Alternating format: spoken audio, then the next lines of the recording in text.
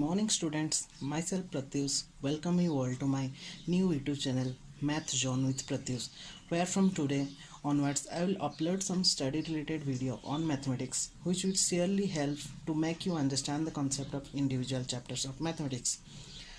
So I am gonna explain you all the concept of maths from standard 9 to standard 12 of CBSE board, which will help you for quick understanding of the concept. So let's directly come to the topic.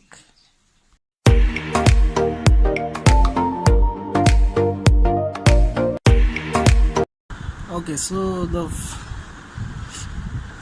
very first chapter of standard 11 is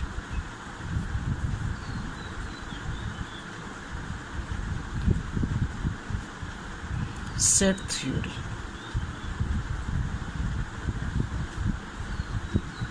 Okay, so before going to the chapter, first we have to know what is set. So first I am writing some definition.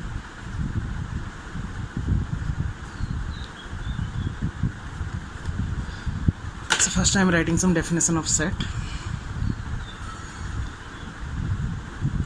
A collection of well-defined objects or element is known as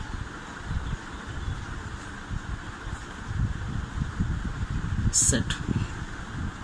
So यहाँ पे जो given है, एक collection of well defined objects और element is known as set. इसका मतलब क्या है? तो फर्स्ट हम एक एक कॉन्सेप्ट को समझेंगे कि कलेक्शन का मतलब क्या होता है, वेल डिफाइंड का मतलब क्या होता है और सेट का मतलब क्या होता है. तो कलेक्शन का मतलब होता है एक ग्रुप, जैसे कि हम बोलेंगे कि एक कलेक्शन ऑफ बुक्स, एक collection of students in our school, these are the collection. अभी आते हैं वेल डिफाइंड का मतलब क्या होता है. ठीक है, इसके लिए मैं कुछ एग्जांपल्स ले रहा हूँ. यहाँ पे कुछ एग्जांपल्स हम ले रहे हैं. यहाँ पे मैं यहाँ पे दो एग्जांपल लिख रहा हूँ. एक लिखूँगा मैं, a collection of good students in our school. और एक सेकंड वाला मैं लिख रहा हूँ, a collection of all students in our school. तो यहाँ पे मैंने दो एग्जाम्पल लिखा है, जहाँ पे कि पहला वाला में मैं लिखा है कि collection of good students in our school, और एक सेकंड वाला में लिखा है a collection of all the students in our school. तो यहाँ पे किसको हम वेल डिफाइंड बोलेंगे और किसको वेल डिफाइंड नहीं बोलेंगे, देखते हैं. वेल डिफाइंड का मतलब होता है कि जहाँ पे अगर मैं ये क्वेश्चन सबको पूछूं, a collection of good students in our school, तो according to different person the opinion differ. मतलब अगर मैं किसी को भी, सपोज एक सर को हम पूछें कि who are the good students in your school, मतलब collection of good student in our school, मतलब वो उनके अनुसार बोलेंगे कि Ram, Shyam and Hari are the good student. But in the second example, a collection of all the students in our school, अगर ये वाला क्वेश्चन सबको जिसको भी पूछा जाए तो सबका आंसर एक ही निकलेगा कि suppose there are 1000 student in our school, तो जो भी बोलेंगे वो एक ही आंसर बोलेंगे. बट पहला वाला एग्जाम्पल में डिफर करेगा आंसर. जैसे कि अगर मैं एक सर को पूछूँ, वो बोलेंगे राम, श्याम एंड हरी, और एक सर को अगर पूछूँ उनके अनुसार Shyam, Hari and Sita are the good student, और एक सर को अगर मैं पूछूँ Hanuman, Sita and Ram are the good student. So according to different person the opinion differs. But ये सेकंड वाला एग्जाम्पल में सबका ओपिनियन सेम रहेगा. तो जहाँ पे डिफरेंट लोगों का डिफरेंट ओपिनियन होता है, वहाँ पे उसको हम वेल डिफाइंड नहीं बोलते हैं. वेल डिफाइंड नहीं बोलते. बट जहाँ पे सबका आंसर सेम होता है उसको हम बोलते हैं वेल डिफाइंड. तो here the second one is known as set, because a collection of well defined object or element is known as set. So in the example number 2, that collection is well defined means सबका answer same निकल रहा है, that means that is a set. But in example number 1, the collection is not well defined, that is why it is not a set. अभी और एक example में आते हैं, जहाँ पे कि मैं और एक एग्जाम्पल देके बताऊंगा कि कौन सा वेल डिफाइंड है और कौन सा वेल डिफाइंड नहीं है. एक छोटा सा एग्जाम्पल लेते हैं, जैसे कि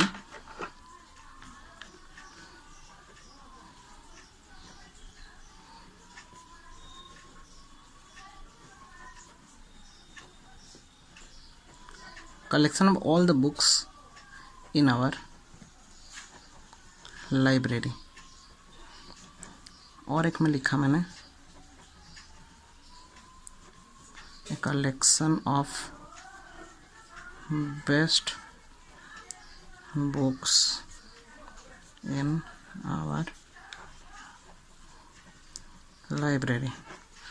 So यहाँ पे हमको चेक करना है whether the first example is a set or the second example is a set. So directly हम यहाँ पे भी दो these two are the collection, but we have to check whether which collection is well defined or which collection is not well defined.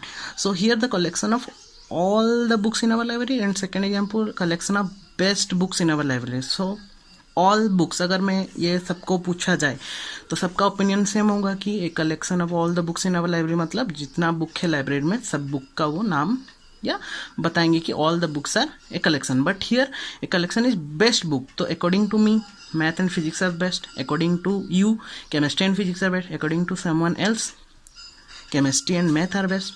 So it is not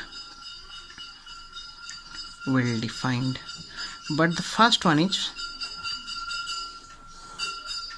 first example is well defined, because जिसको भी पूछा जाएगा वो सब book के बारे में बताएगा. So since it is well defined it is known at set, and since it is not well defined it is not a set. And this is the concept of how to find out a collection is a set or not. Clear all of you? So again I repeat, definition is a collection of well defined object or element is known as set. तो कैसे हम एक उस collection को well defined सोचेंगे कि अगर वो क्वेश्चन हम पूछेंगे, अगर सबका वैल्यू डिफरेंट होगा, ओपिनियन डिफरेंट होगा, that is not well defined and that is not called as set. और अगर ओपिनियन सेम हो गया मतलब सबका सेम ओपिनियन हो गया और उसको बोलेंगे हम well defined and that is why it is known as a set. तो in first example it is a good student it is not well defined. In collection all student in our class it is well defined, so it is called as a set. In second example the collection of all books in our library it is well defined, but a collection of best book in our library it is not well defined because the opinion are different in different condition. So that is why the first one is set, it is not a set. Now come to the another term, that is element of set. Element of set का मतलब क्या होता है?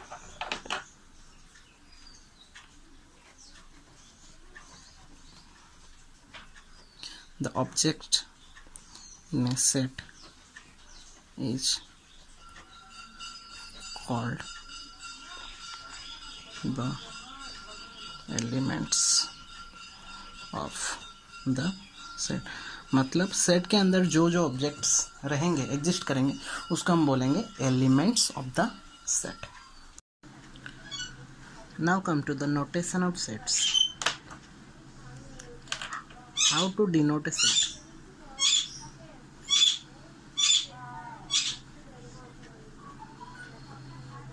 कैसे हम एक set को denote करेंगे? उसके लिए कुछ सिंपल सा तरीका है. First it is denoted in capital letters. पहले तो उसको कैपिटल लेटर में डिनोट करना पड़ेगा हमको, not in small letter. Second separated by commas.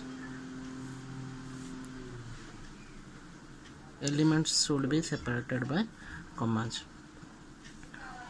Next, within the curly bracket, मतलब जो एलिमेंट रहेगा वो कर्ली ब्रैकेट के अंदर ही रहेगा. मैं बताऊंगा कैसे लिखेंगे उसको. और last but not the least, no element should be repeated. क्या है इसका मतलब? ये चारों पॉइंट का मतलब याद बोलूँगा, बस ये चारों पॉइंट हमको याद रखना है कि पहले तो it is denoted in capital letter like ABCD capital में लिखेंगे.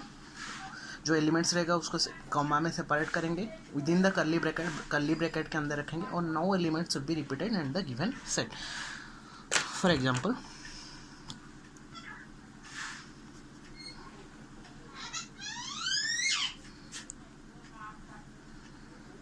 कुछ एग्जाम्पल्स हम लेंगे यहाँ पे. जैसे कि मैंने लिखा सपोज A इक्वल टू 1 2 3 4 5. ये हो गया हमारा एक सेट. सपोज मैं लिखूंगा set of natural number that is 1 2 3 4 5 dot dot dot. क्योंकि कितना तक जाएगा हमको पता नहीं है, इसलिए हमने डॉट डॉट ले लिया. सपोज कोई बोला कि set B equal to 2 4 6 8 10, set of even numbers. So यहाँ पे पहले तो पहला पॉइंट था हमारा, सेट को हम कैपिटल लेटर में डिनोट करेंगे. ये जो सब है 1 2 3 4 5, यहाँ पे 1 2 3 4 5, यहाँ पे 2 4 6 8 10, दीज आर द एलिमेंट्स. उसको हम क्या बोलते हैं? एलिमेंट्स. और they are separated by the comma. उनके अंदर क्या है? कॉमा है. With in the curly bracket, दोनों साइड में हमको क्या देना पड़ेगा? कर्ली ब्रैकेट देना पड़ेगा, तब जाके हम उसको सेट बोलेंगे, वरना हम सेट नहीं बोलेंगे. तो these are the example. Suppose कोई यहाँ पे लिखा है C इक्वल टू 1 2 3 4, तो is it a set? No, it is not a set, because यहाँ पे ना कॉमा है ना कर्ली ब्रैकेट है, इसलिए इसको हम सेट नहीं बोलेंगे. तो उसके लिए सेट बनाने के लिए क्या करेंगे? उसको तो पहले कॉमा देंगे और उसके राइट साइड में कर्ली ब्रैकेट देंगे. तो these are the some examples of set. So these are the notations of set. और क्या लास्ट पॉइंट क्या था कि no repetition should be allowed in a set. मतलब सपोज यहाँ पे मैंने लिखा है D इक्वल टू 1 1 2 2 3, तो how many elements are there? 1 2 3 4 5. But यहाँ पे हम रिपीट नहीं कर सकते. उसका एक सेट का एक रूल है कि हम यहाँ पे 1 रिपीट हो गया, 2 रिपीट हो गया, रिपीट मतलब और एक बार आ गया, तो यहाँ पे हम उसको रिपीट नहीं कर सकते. इसीलिए इसको कैसे लिखेंगे? एक बार ही लिखेंगे. मतलब जितना बार भी वो रिपीट किया है, but we have to write once. तो एक को एक बार लिखेंगे, 2 को एक बार लिखेंगे, 3 को एक बार लिखेंगे. तो it is written like clear. और एक क्या बात है, सपोज A इक्वल टू लिखा है 1 3 4, तो it is also written in 1 4 3 also. यहाँ पे ऑर्डर मैटर नहीं करता. Order doesn't matter. मतलब यहाँ पे ऑर्डर को हम मैटर नहीं करता, क्योंकि 1 3 4 भी जो है 1 4 3 भी, यहाँ पे भी 1 3 4 है, यहाँ पे भी 1 3 4 है, बस ऑर्डर चेंज है, लेकिन ये सेट के अंदर चलेगा. ठीक है. तो अगेन आई रिपीट, यहाँ पे नोटेशन ऑफ सेट में it is denoted in capital letter separated by comma with in the curly bracket, no element should be repeated. तो these are the some examples. Repeat नहीं कर सकते हम set में. These are the concept, only basic concept of how to denote a set. Notation में हम कुछ important notation लिखते हैं, जैसे कि सेट ऑफ नेचुरल नंबर, तो it is denoted as n that is equal to 1 2 3 4. ये हमने 9th 10th में पढ़ा है, इसको हम डिनोट करते हैं. और एक क्या था? Set of whole numbers that is w equal to 0 1 starting from 0 4 dot dot dot dot. और एक क्या था? Set of integers so that is denoted as Z. That is minus infinity, minus 2, minus 1, minus all the negative number, all the positive number including 0 is known as integer, set of integer. It is denoted as Z. Set of rational number, set of rational number, it is denoted as Q. It is in the form of P by Q, where P and Q are integers and Q is not equal to 0. अभी लिखेंगे, यहाँ पे लिखेंगे 1 by 2, 3 by 4, 5 by 6. Set of real number, set of real number, that is denoted by R.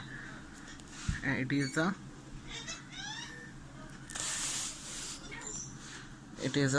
sum of rational plus irrational number.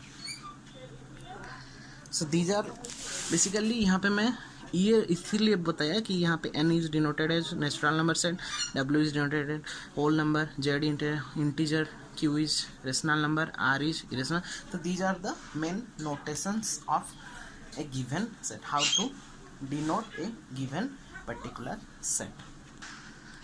Now come to the description of sets. So in this content we will discuss about how to describe a set. So for that, set is described as two forms. One is roster form, which is also known as tabular form. The next one is set builder form.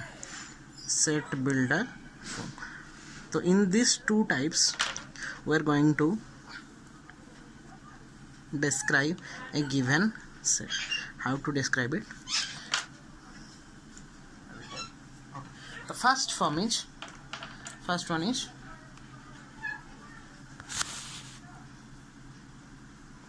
roster form. तो ये actually roster form होता क्या है? Roster form का मतलब क्या है? Roster form का मतलब ये है कि वो जैसे हम सेट को लिखते हैं, here in the roster form we list all the members of the set within the brackets and separated by the comma. जैसे मैंने बताया कि सेट को जब लिखते हैं हम, जैसे हम उसको डिनोट करते हैं, तो पहला वाला जो फॉर्म बताया that is known as the roster form. Listing of all the elements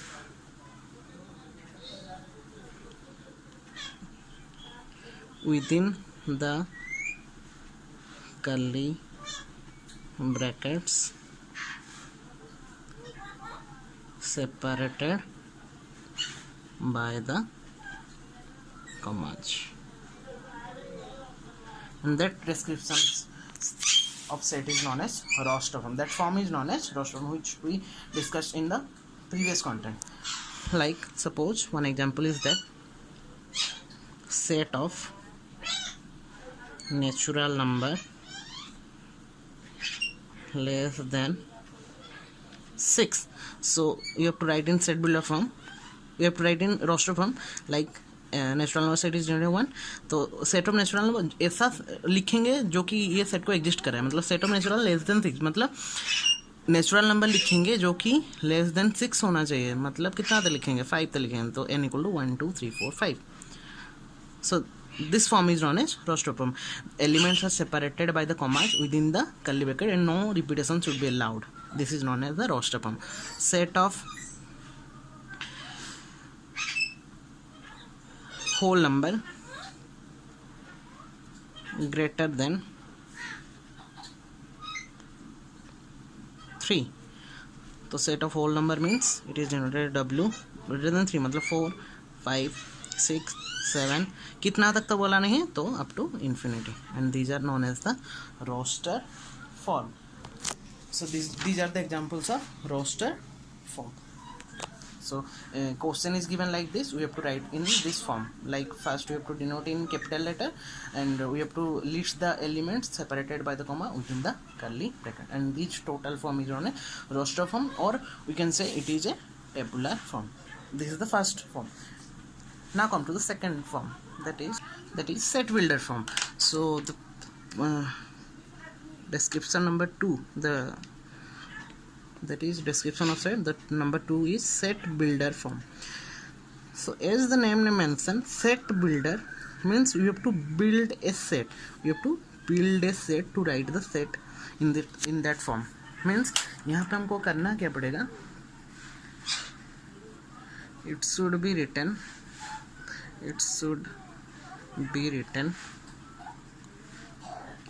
in the form of x, which satisfy some properties.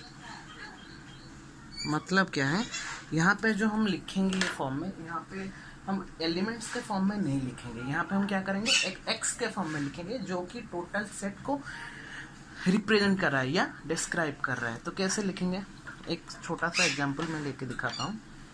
जैसे कि सम एग्जांपल्स इज, सपोज मैंने लिखा है यहाँ पे set of natural number less than 6. तो you have to write in set builder form.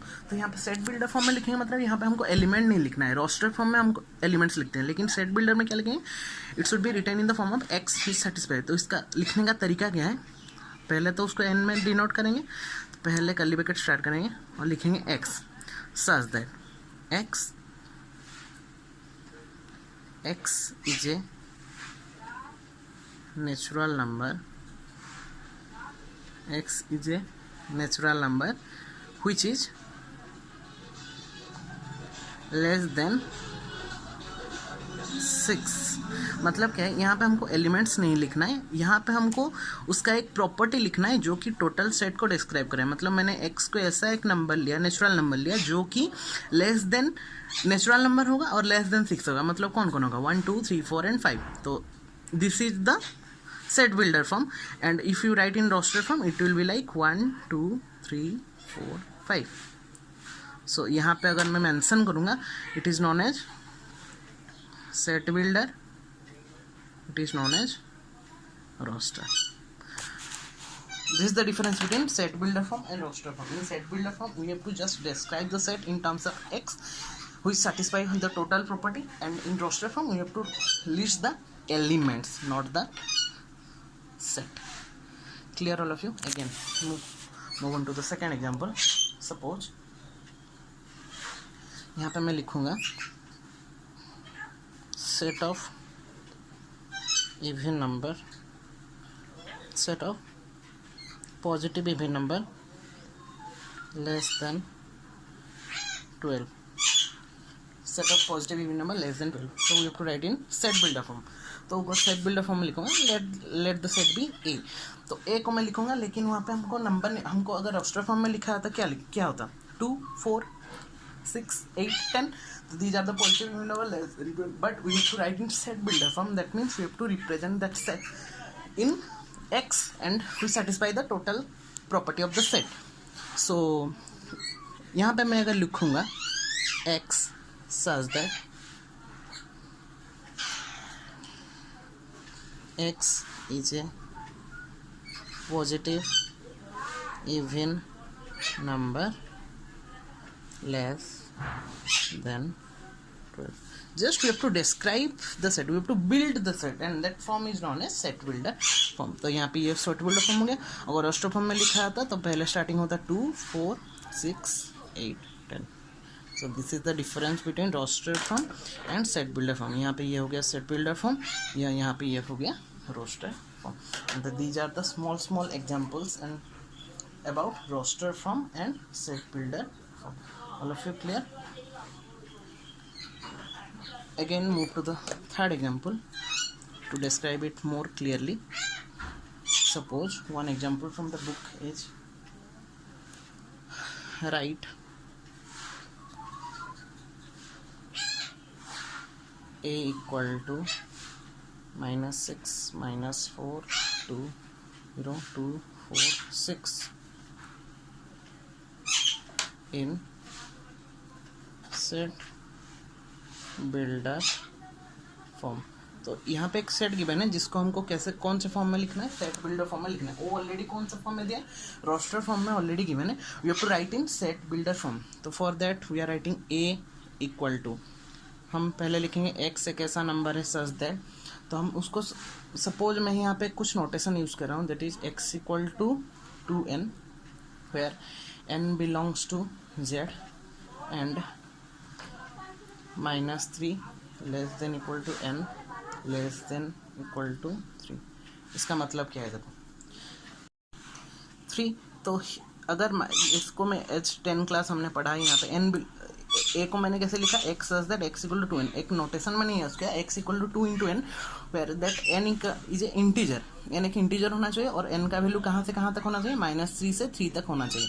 तो अगर एन का वैल्यू -3 से 3 तक होगा और एक इंटीजर होगा तो कौन कौन वैल्यू होगा, पहले तो -3 फिर -2 -1 0 1 2 3, तो n का वैल्यू एक्चुअली इतना हो गया। अभी मैं क्या करूँगा, ये n का वैल्यू को लेके यहाँ पे एक एक करके पुट करो और चेक करो कि ये वाला सेट आ रहा है कि नहीं, चेक करो। पहले -3 into 2 that will become -6, -2 into 2 that will become -4, -1 into 2 will become -2, 0 into 2 will become 0, 1 into 2 will become 2, 2 into 2 will become 4 and 3 into 2 will become 6. So in this way मैंने यहाँ पे एक सेट को डिस्क्राइब किया है and that form is known as set builder form where I can describe that set in a form which satisfy all the elements given in the set A. ये roster form में था, इसको मैंने set builder form में दिखा दिया।